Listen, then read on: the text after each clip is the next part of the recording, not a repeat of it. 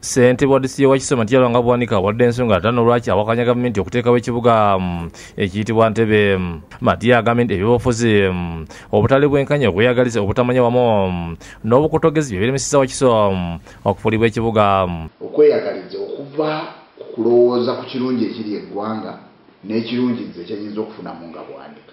Ekyo kintu kirabye nnyo nti olwaleero oyinza okusanga omuntu nga kyateesa tasinzidde ku bukugu bumanye na kulumirira kuwanga wabula nga nze nfunirawa mu kulonda okujja nfuna constituency.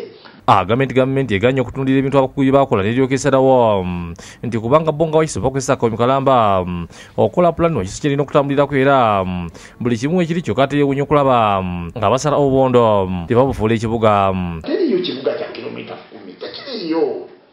Kakati ate ffe twagala okukola ekibuga nga kya kilomita 3 mu mulembe guno ate nga bw'oba onookola ekibuga otunuulira ebyo byonna enzikotta omalawo otya ekikiro lwaki olowooza abantu bazimba mu ntobazi. Agambye nti omusolo mungi guva mu Wakiso kyokka yeewuunya okulaba nga disitulikiti evaamu omusolo ogwenkanidde awo bagitwala ng'ey'ekyalo. Agamba nti etteeka Wakiso buli kimu kyerigamba akirina nti okuggyako obutayagaliza ensonga lwaki bagaana okugifuula ekibuga. Erina abantu abasukka emitwalo 5. Eno municipality ebyo byonna byonna kiraba waliwo infrastructure, olina university mmeka, olina amalwaliro ameka, ebyo byonna byonna babikonsidalinga. Ye Mmeeya w'Entebbe Vincent Kanja Dipo agamba nti bawagira Ntebbe efuulibwe ekibuga nti okubanga ebirungi bingi nnyo ebijja n'ekibuga. Gy'okoma okubeera ng'olina abantu abangi otandika okubeera nga osikiriza okuyambibwako kati kitegeeza nti ebirowoozo bya gavumenti eri ebitundu ebyo biba byongera okusituka. Ategeeza nti bagenda kuba nga waweebwa ssente nnyingi okusobola okuddukanya ekibuga naddala mu kukola enguudo nti kubanga bwe bafuulibwa ekibuga kumpi buli luguudo lugenda kupawula koolansi. Kakati wano gavumenti ejja kuba etuwa road unit ennamba. Ye Kalema Ronald Mmeeya w'e Katabi Town Council agamba nti gyekuba ku Ntebbe bafuuka ekibuga akiwagira kubanga Katabi alina obusobozi era okusobola okubayamba okulaakulanya abantu singa bafuuka ekibuga. Bw'otunuulira developments eziriwo olabira ddala nga it is unfair okubanga tuli mu kyalo.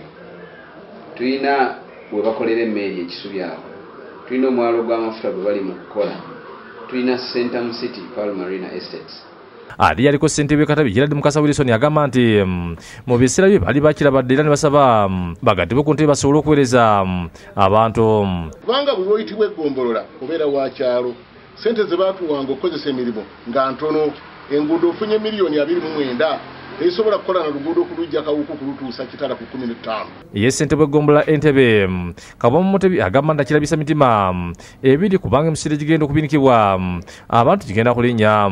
Tugeze nga ground rate abaddewo emitwalo 10 ayinza okudda mu mitwalo 5. Obuguudo obaddeyo mu byalo obutonotono obw'effuuti 8 buyinza okufuuka olw'effuuti 20. Bakadde baffe abalina bu pulaani eyo obutategerekeka mu byalo kati pulaani bw'ebanga site buli kitundu bagenda kiwa pulaani nga kirina n'enzimba yaakyo n'amayumba gaakyo oba fulaati zaakyo. Ye omwogezi wa DP Entebbe Magwasali agamba nti gavumenti yandiwadde Wakiso omukisa okusinga okubatematemamu. Kiringa ng'ekirabika nti Wakiso district eyinza okukola ki okuvaawo kuba bw'otunuulira waliwo Kira municipality, tulina Nansana municipality, Wakiso town council, Masulita town council. Kakati ezo na town council ziba zeefaako ziba zikola ku nsonga zaazo nga zo. Kati kiba kitegeeza Wakiso esigazza Namayumba, Mende ne Bussi.